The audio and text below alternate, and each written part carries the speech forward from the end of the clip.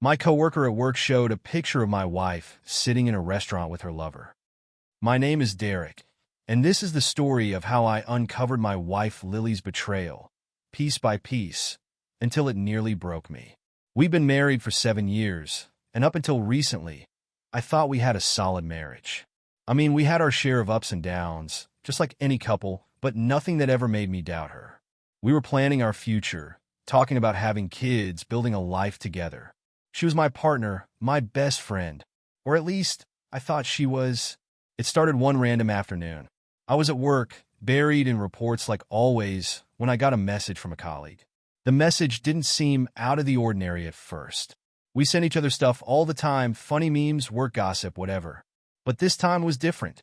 There were a couple of photos attached with a short message. "Hey, Derek, isn't this your wife?" My stomach dropped before I even clicked on the images. Something about it felt wrong, and I guess part of me already knew. I opened the pictures, and there she was, Lily. She was sitting at a table in a restaurant, leaning in close to some guy I didn't recognize. They were laughing, holding hands. I just stared at it, trying to process what I was seeing. My mind went blank. This couldn't be real. This couldn't be my wife. But it was. I sat there, staring at my phone, my hands shaking. My first instinct was denial. Maybe it was nothing. Maybe it was just a friend. But I knew better. You don't hold hands and laugh like that with just a friend. It was obvious there was something more going on. I felt my chest tighten, like I couldn't breathe. The anger came next, hot and blinding. I wanted to confront her right then and there, to call her and demand an explanation. But I stopped myself. I couldn't go off just these 2 pictures. I needed more. I needed to be sure. So, I didn't say anything. When I got home that night, I acted like everything was normal. I kissed her on the cheek, asked her about her day, forced myself to smile like everything was fine. All the while, my mind was racing, replaying those images over and over.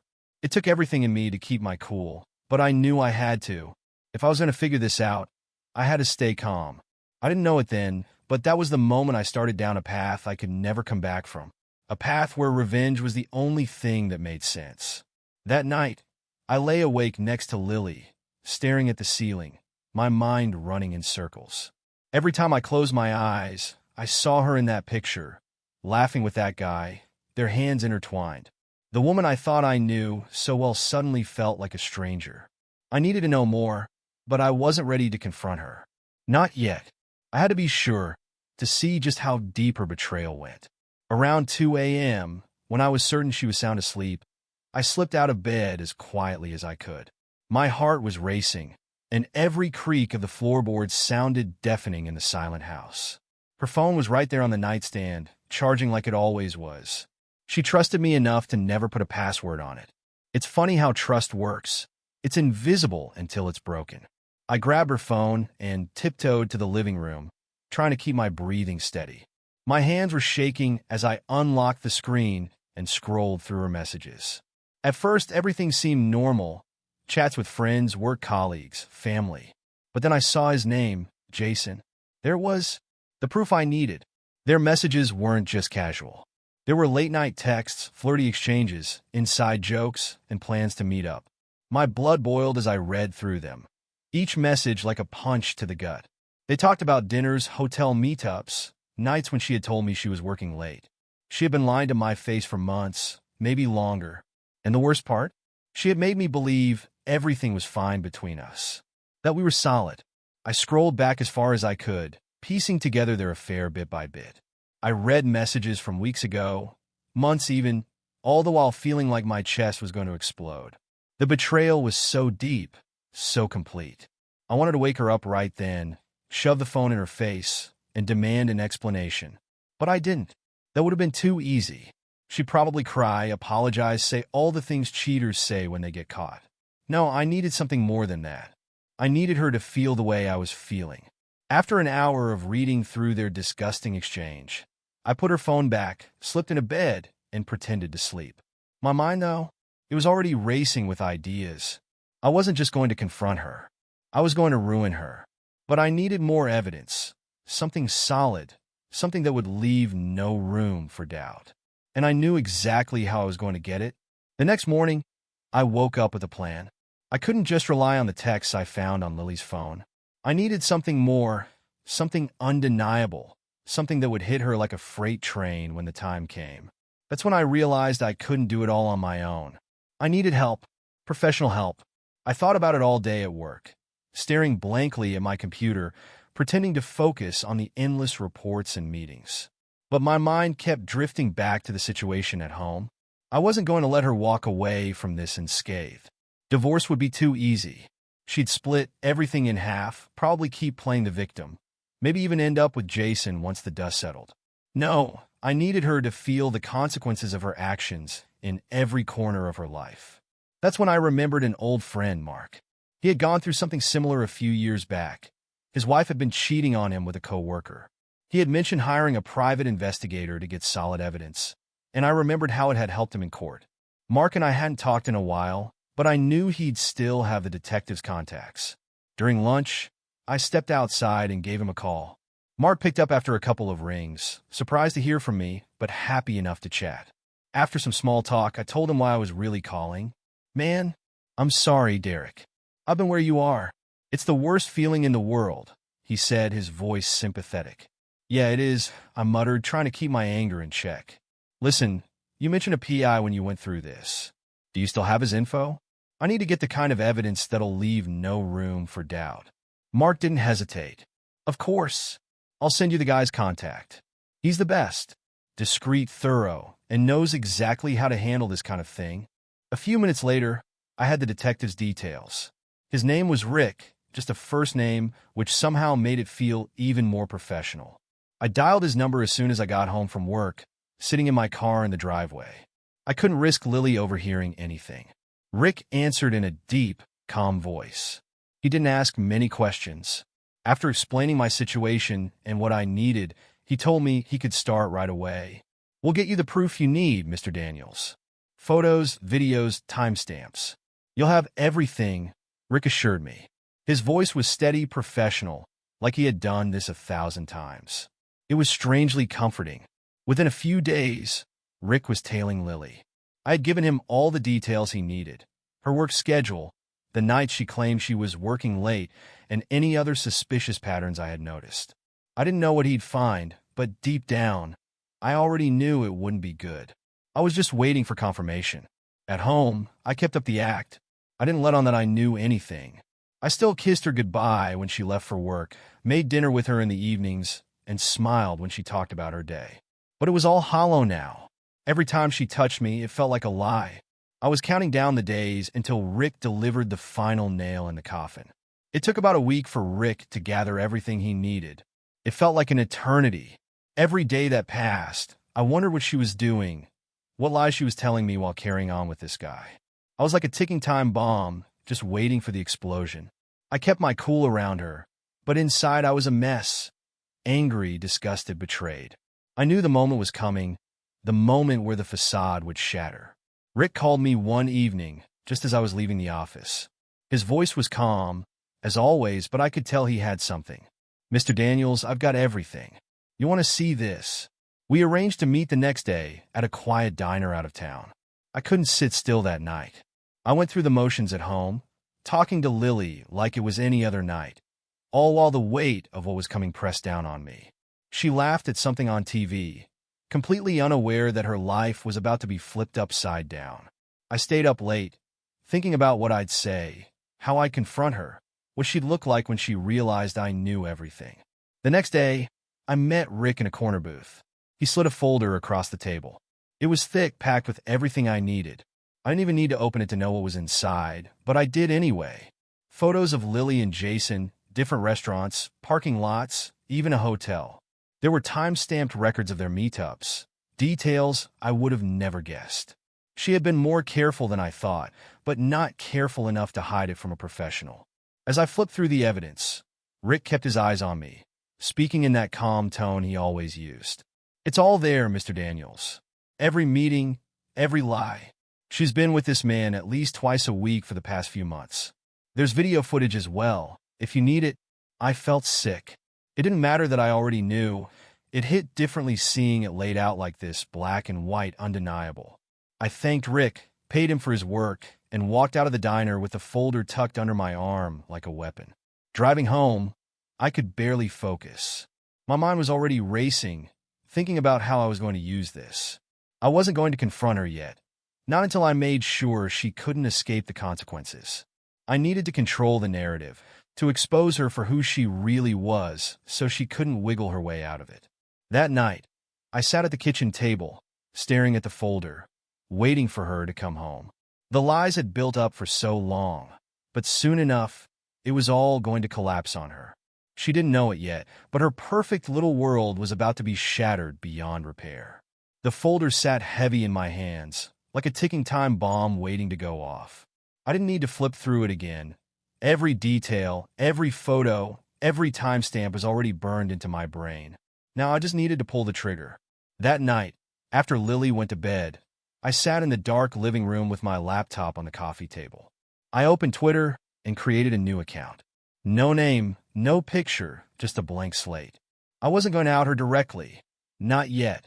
I wanted to make this burn slow, make her feel the weight of her actions.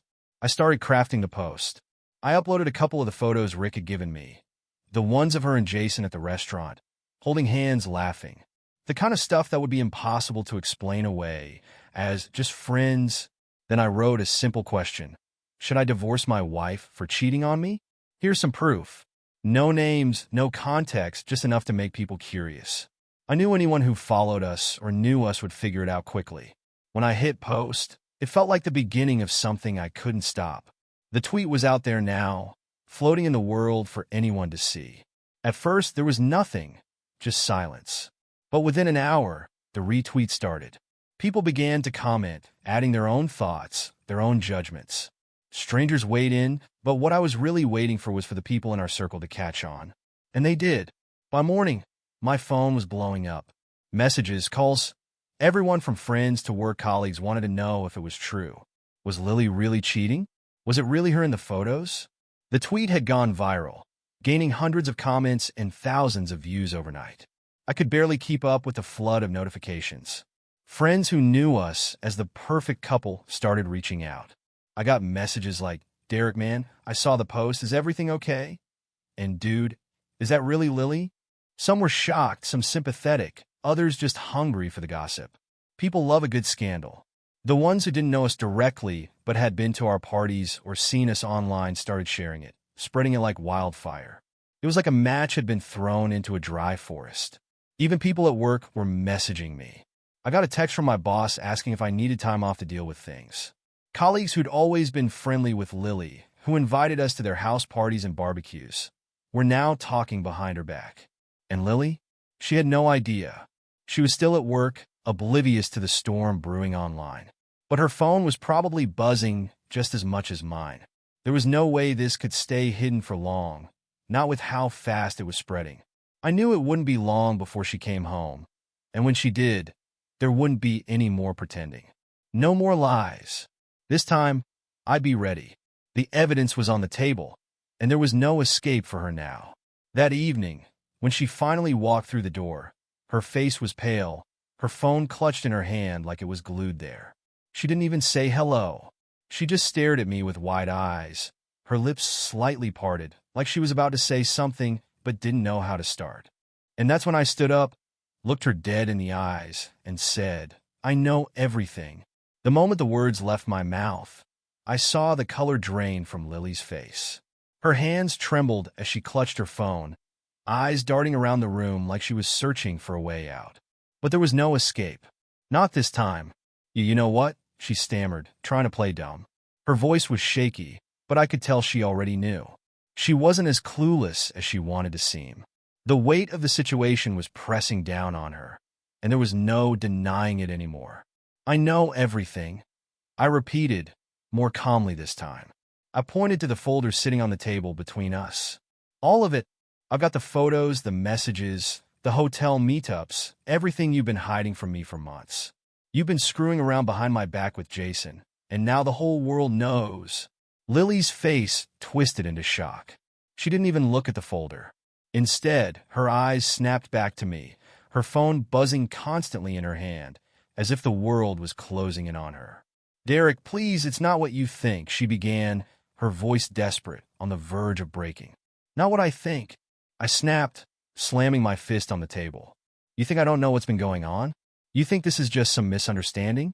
You've been lying to me for months, cheating with that guy, and now I've got the proof. I grabbed the folder and opened it, throwing the photos down in front of her. Pictures of her and Jason at the restaurant, at the hotel, all time-stamped and clear as day. I could barely look at them without feeling the anger bubble up again, but I kept my focus on her. Lily's hands flew to her mouth as she saw the photos, her eyes welling up with tears. I'm so sorry. Derek, I'm sorry. I didn't mean for it to happen. It just got out of control. She started to cry, her voice cracking as she tried to plead with me. But her tears meant nothing to me. Not anymore. Out of control? I said, my voice dripping with sarcasm. What? Did you just trip and fall into his bed? You think I'm going to forgive you because you're crying? You think I'm that stupid? She shook her head frantically, tears streaming down her face. No, Derek, it wasn't like that. I never wanted to hurt you. I didn't think. That's the problem, Lily, I interrupted. You didn't think. You didn't think about me, about us, about our future. You didn't think about the life we were building. You threw it all away for some cheap affair. I could see the panic setting in now. She wasn't just upset. She was terrified. Her whole world was collapsing around her, and there was nothing she could do to stop it.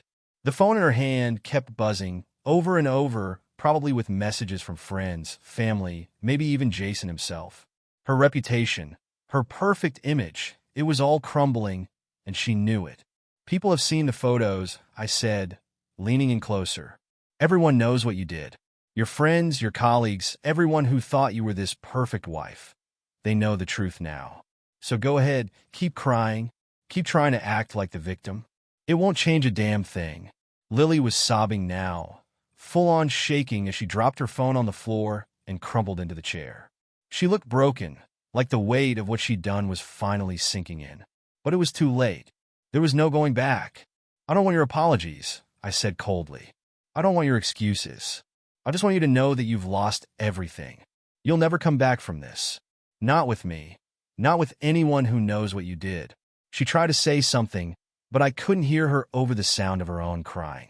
I just stood there, watching her fall apart, feeling nothing but the cold satisfaction that, finally, she understood the consequences of her betrayal.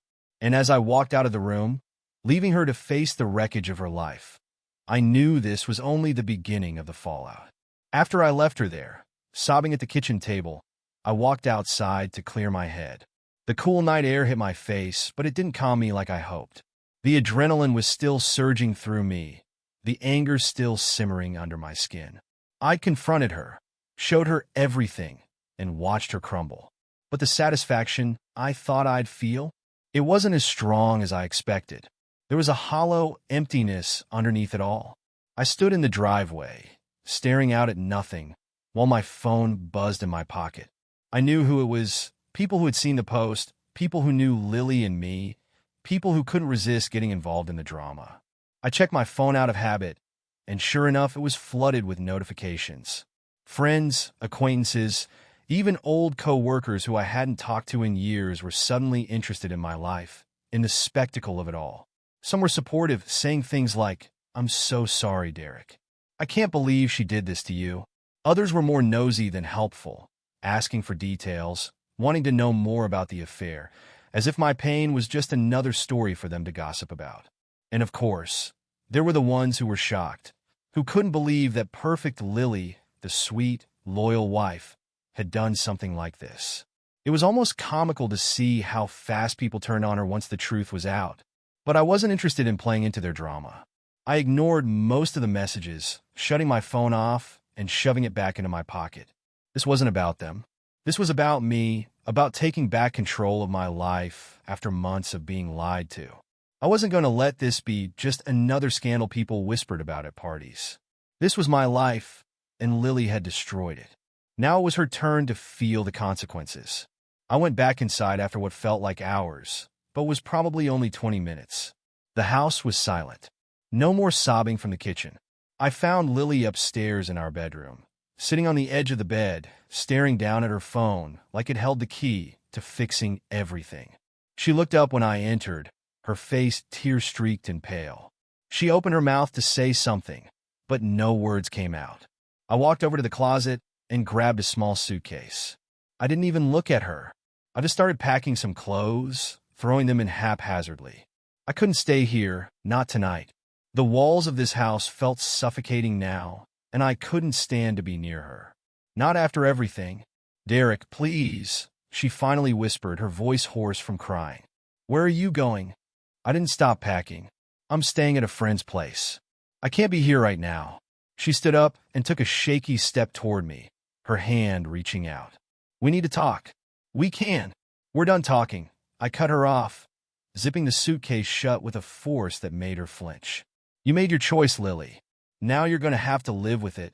Tears welled up in her eyes again, but I didn't care. I couldn't care. I'd given her everything, my trust, my love, my loyalty, and she threw it all away for some fling. There was nothing left to say. "I'll be back in a few days to figure out the rest," I said, turning toward the door.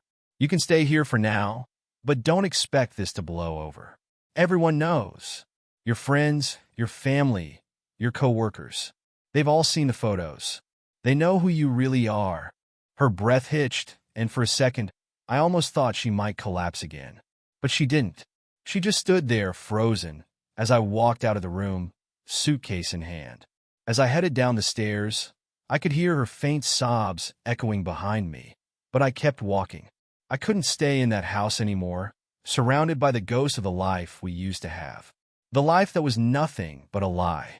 When I got in the car, I sat there for a moment, gripping the steering wheel so tightly my knuckles turned white. Part of me felt relieved.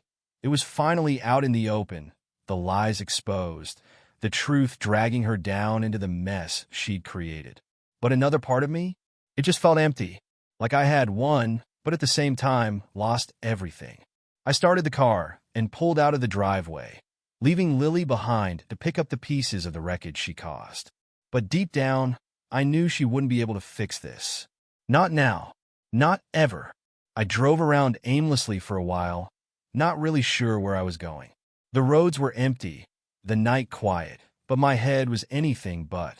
The confrontation, the tears, the mess Lily had made, it all played on a loop in my mind. I kept expecting to feel a sense of closure, like some weight had been lifted, but all I felt was a gnawing emptiness. I ended up at a friend's place, Mark, the guy who had given me the detective's contact. He'd been through this kind of hell before, so I knew he'd get it. When I pulled up outside his house, the lights were still on. I must have looked like a wreck when I knocked on his door, because when he opened it, his face went from surprise to serious in an instant. "Derek," he said, stepping aside to let me in. "I was wondering when you'd show up." I walked in, dropped my suitcase by the door, and just stood there for a moment, feeling the weight of everything settle in. Mark didn't press for details. He didn't need to. He just motioned toward the living room. "Come on, let's get you a drink." We sat down, and Mark poured me a whiskey. I stared at the glass for a while before finally taking a sip. It burned going down, but it helped numb the chaos in my head. Mark leaned back in his chair, giving me space, waiting for me to talk. "She broke me, man," I finally muttered, my voice hoarse. "All these years, I thought we were building something. I thought I had a future with her. But it was all a lie. She's been cheating on me for months, and I was too blind to see it." Mark nodded slowly, his face grim. "I know the feeling. You think you know someone, trust them with your life, and then you find out they've been sneaking around behind your back. It's like the whole world shifts under you." I took another sip, the burn starting to feel a little less harsh. "I made the post, Mark. It's everywhere now. People know. She's ruined." Mark raised an eyebrow. "You sure about that? People have short memories. Scandals blow over, and someone else will screw up next week. She might bounce back, man. Don't underestimate how people can twist the narrative to save face." His words hit harder than I expected.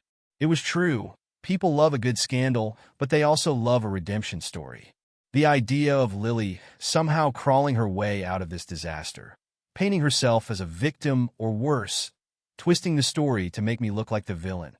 It made my blood boil all over again. "I don't think she'll bounce back from this," I said, but the uncertainty was creeping in now. Her career, Her friends, they're all going to distance themselves. No one wants to be associated with this kind of mess. Maybe, Mark said, swirling his drink. But you've got to be prepared for anything. People like her, they find ways to survive. Trust me, my ex did. We sat in silence for a while, the weight of his words hanging between us. I hadn't really thought about it like that. I wanted to believe that Lily's life was over, that her reputation was in shambles and there'd be no coming back. But Mark was right. People have a way of reinventing themselves when the dust settles. Still, as I scrolled through the Twitter thread again, seeing the flood of comments, the public shaming, the disgust from people who used to think she was the perfect wife, it felt like I had done the right thing. The post had hit its mark. Lily's image was shattered, at least for now. The messages kept coming in, some people from work, others from friends who were still piecing together what had happened. One text in particular caught my eye. It was from Lily's best friend, Sarah. "Derek, what the hell is going on? I just saw the post. I'm so sorry. Call me when you can." Sarah. She'd been close to Lily for years, practically a sister to her. They'd grown up together, shared everything. I wondered how much she knew, if she'd been covering for Lily, or if she was blindsided by this, just like I had been. I wasn't ready to deal with that yet, so I shoved my phone back in my pocket and leaned back in my chair. "She's losing everything," I said quietly, staring into the half-empty glass. I made sure of that. Mark didn't say anything for a while, just nodded like he understood. "So what's next?" he finally asked. "You got the evidence, you posted it, and you confronted her. Where do you go from here?" I hadn't thought that far ahead. All I'd been focused on was the revenge, making her pay for what she did. Now that the fire was burning, I wasn't sure what came after. "I don't know," I admitted. "I'll have to deal with the divorce, split up everything. But after that, I don't know, man. This whole thing has left me empty." Mark nodded again, finishing his drink. "That's the thing about revenge. It feels good for a minute, but it doesn't fill the hole they leave behind." I sat there, letting his words sink in. He was right. I had set her world on fire. But now that the flames were burning, I was left with the ashes of what was supposed to be our life together. The revenge had been satisfying in the moment, but it hadn't fixed anything inside me. The damage was done, and no amount of public humiliation would make the pain go away. But at least now, she was suffering too. At least now, she knew what it felt like to lose everything. The next few days were a blur. I stayed at Mark's place, trying to get my head straight while the fallout from the Twitter post unfolded. Every morning I'd wake up to more texts, more calls, more people digging into the wreckage of my marriage like it was some juicy reality show. Everyone had an opinion. Some people told me I did the right thing, that Lily deserved everything that was coming her way. Others, the more sanctimonious types, said I had gone too far by airing our dirty laundry in public. But those comments didn't bother me. I knew what I was doing, and I wasn't about to feel guilty for it. What bothered me was the silence from Lily. Not a single text or call. I hadn't expected her to reach out, honestly, but the silence was unnerving. She was just gone. No apologies, no explanations, no attempts to fix things. Nothing. I couldn't figure out if that was better or worse. Then, on the third day after I'd left the house, I got a message from Sarah, Lily's best friend. She had texted before, but I hadn't responded. This time, though, the message was different. It wasn't a question. It was a warning. "Derek, you need to know something. Lily's not doing well. Her family's worried. You should talk to her." I stared at the message for a long time. My first instinct was to brush it off. Of course she wasn't doing well. Her life was falling apart, and I had made sure of that. But the way Sarah phrased it, like it was more serious than I realized, it unsettled me. Lily wasn't the type to crumble. She was always composed, always put together, no matter what was going on. But now, maybe she was breaking under the weight of everything. I sat there, wrestling with myself. Part of me wanted to reach out to see if she really was okay, if this was more than just her reputation taking a hit. But the other part, the angry, betrayed part, didn't care. She deserved whatever was happening to her. She brought it on herself. Still, something gnawed at me, and I couldn't shake it. I ended up calling Sarah. She picked up on the first ring, her voice tense. "Derek? I'm glad you called. What's going on?" I asked, trying to keep my voice steady. "What do you mean Lily's not doing well?" Sarah sighed on the other end of the line. "She's not herself. Ever since the post went viral, she's been a wreck. She's not talking to anyone, barely eating, barely leaving the house. Her parents are staying with her, but even they can't get through to her. She's completely shut down. Hearing that hit me in a way I wasn't expecting. I didn't want to feel bad for her. I wasn't supposed to feel bad for her. This was what I wanted, wasn't it? For her to suffer, to understand the pain she'd caused me. But hearing that she had collapsed like this, that she wasn't even functioning, it didn't feel like victory. It felt like something else, something darker. Sarah's voice pulled me out of my thoughts. Look, Derek, I'm not saying you owe her anything after what she did to you. But I think she needs help. Real help. This isn't just about the affair anymore. I was quiet for a moment, processing. Do you think she's? I couldn't bring myself to finish the question. Sarah's voice softened. I don't know. But her parents are worried. I am too. I hung up after that, not really knowing what to say. I stared at my phone, debating whether I should call Lily or even go back to the house. Part of me wanted to check on her to see what state she was in, but the other part, the part that still felt betrayed, still filled with anger, kept me from moving. I had already walked away from her once. I didn't want to open that door again. The next day, I made my decision. I wasn't going to let her twist this into something it wasn't. If she was breaking down, that was her problem to deal with. I had done my part, and she had to live with the consequences of her choices. Besides, her family was there. They'd take care of her. But then, a call came from a number I didn't recognize. I almost ignored it, but something made me answer. It was her mom. Derek, she said, her voice strained. I know you probably don't want to hear from me, but I'm begging you to come see her. Lily's not well. I think she needs to hear from you. She hasn't spoken to anyone. Not even us. She won't get out of bed. I sat there, gripping the phone, my heart pounding. This wasn't what I expected. I didn't expect her to crumble like this, to shut down completely. Her mom's voice cracked on the other end, and it hit me that this wasn't just about revenge anymore. Please, Derek, just come talk to her. I know she hurt you, but we don't know what else to do. I agreed, almost against my own will. I didn't know why. Maybe it was guilt. Maybe it was the weight of all those years together, knowing this was the woman I had loved, even though she'd ripped my heart apart. Whatever it was, I found myself driving back to the house we shared, the place that used to be our home. When I pulled up, her mom was waiting at the door. She didn't say anything, just nodded and let me in. The house was quiet, eerily so, and the atmosphere felt heavy, like all the air had been sucked out. I went upstairs, hesitating outside the bedroom door. When I finally opened it, there she was. Lily was curled up on the bed, the same bed where we'd shared so many nights together.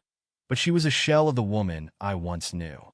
Her hair was a mess, her face pale, eyes swollen from crying. She didn't even look up when I walked in. She just lay there staring at nothing. For a moment, I felt a pang of something I hadn't felt in days, sympathy maybe, or regret. I wasn't sure. All I knew was that the person lying there wasn't the confident, strong Lily I had once loved. This was someone broken, someone who had lost everything. And in that moment, I realized that maybe I had too. Standing in the doorway, looking at Lily, I felt a strange sense of conflict gnawing at me. This wasn't the woman I'd set out to destroy. The Lily lying there, hollow and broken, was someone else entirely. For all the rage I had built up over her betrayal, this was different. I wasn't sure what I expected when I walked into that room, but it wasn't this. Lily, I said softly, my voice barely above a whisper. She didn't move, didn't even acknowledge me. She just lay there, curled up, staring at the wall like I wasn't even real. I took a step closer, unsure of what to say or do. Her mom had told me she hadn't eaten much in days, hadn't talked to anyone, not even her parents. She was wasting away, and seeing her like this made the anger in me falter, replaced with something that felt more like pity. I stood there for what felt like forever, just watching her, trying to process everything that had led us to this moment. The woman I had loved, the woman who had betrayed me, was now completely shattered. It didn't make sense. She had always been the strong one, the one who held everything together. And now, she couldn't even hold herself together. Lily, I said again, a little louder this time, walking over to the side of the bed. Look at me. Slowly, painfully, she turned her head, her eyes red and swollen. When she saw me, something flickered behind her gaze, recognition, maybe, or guilt. I couldn't tell, but it was there, buried under layers of exhaustion and regret. "Derek," she whispered, her voice weak, barely audible. "I'm sorry." It was the first time she'd spoken to me since I left the house. The first time I'd heard her say anything that even remotely resembled an apology. But it wasn't enough. Not yet. "Sorry," I said, a bitter laugh escaping my throat. "You think sorry is going to fix this?" Her eyes welled up with tears again, but she didn't say anything. She just nodded, as if that was all she could do. I wanted to feel anger again, to let that fire burn through me like it had before. But looking at her like this, so defeated, I felt empty. "You destroyed us," I continued, my voice hardening. "You destroyed everything we built. For what? For some guy you barely know? For Jason?" Lily's face twisted in pain at the mention of his name. She winced like hearing it hurt her more than anything else. "I didn't mean to hurt you," she said through trembling lips. "I never wanted any of this to happen." I shook my head, pacing around the room, trying to keep my emotions in check. "You didn't want it to happen? You didn't mean to hurt me? Do you even hear yourself? You had an affair, Lily. You lied to me, over and over again. And now look where we are." She broke down, her body shaking with sobs. It was as if she had been holding everything inside for so long, and now it was finally spilling out, too overwhelming to contain. She wasn't just crying. She was unraveling, piece by piece. "I don't know why I did it," she whispered between sobs. "I wasn't thinking. I wasn't myself." I wanted to shout at her, to demand answers, but seeing her like this, it didn't feel like victory. I had wanted her to suffer, to feel the same pain she had put me through. But now, as I stood there, watching her break apart, I didn't feel the satisfaction I thought I would. I felt lost. "I've lost everything," she continued, her voice barely a whisper. "You, my friends, my career. No one will even look at me anymore." I sat down in the chair across from the bed, my head in my hands. "What did you expect, Lily? Did you think people would just shrug it off? That it would all go away?" She didn't answer. She didn't have to. I could see the answer in the way she trembled, the way she couldn't meet my eyes. The world she had built around herself, the perfect wife, the successful designer, the woman everyone admired, was gone. And it wasn't coming back. "You made your choices," I said, my voice flat. "And now you're living with the consequences." She nodded, wiping at her tear-streaked face with the back of her hand. I know, Derek. But I need you to understand. I didn't think it would destroy everything like this." The room was heavy with the weight of her words, and I felt my chest tighten. She had already lost her friends. Her colleagues were turning their backs on her. The scandal I unleashed had spread like wildfire, leaving nothing but wreckage in its path. "I don't know what else to say," she whispered, her voice breaking again. "I'm sorry. I'm so sorry." I stood up, walking to the window, looking out at the street below. The silence between us stretched, thick and suffocating. Part of me wanted to walk out of that room and never look back. But another part, an irrational, stubborn part, felt a pang of guilt, a strange, unwanted feeling of regret for how far I had pushed this. "I loved you, Lily," I said, my voice barely above a whisper. "I really did, but you threw it all away." She didn't respond. She just lay there, curled up, small and fragile. The silence between us wasn't the silence of a broken marriage anymore. It was the silence of two people who had lost everything, including each other. I turned away from the window and walked toward the door. I had nothing left to say. There was nothing left to save. As I reached for the handle, her voice stopped me. "Derek," she called, her voice weak, almost pleading. I paused, waiting for her to say something, anything, but all that came was another broken whisper. "Please don't leave me like this." I didn't turn around. I couldn't. "You left me first, Lily," I said quietly, before walking out of the room, closing the door behind me. As I stepped outside into the cool evening air, I felt the weight of what had happened settling into my chest. I had gotten my revenge, but there was no victory here. There was no satisfaction. Just a hollow, aching emptiness. She was right about one thing. Everything was destroyed now. Not just her life, but mine too. We were both broken, and there was no putting the pieces back together.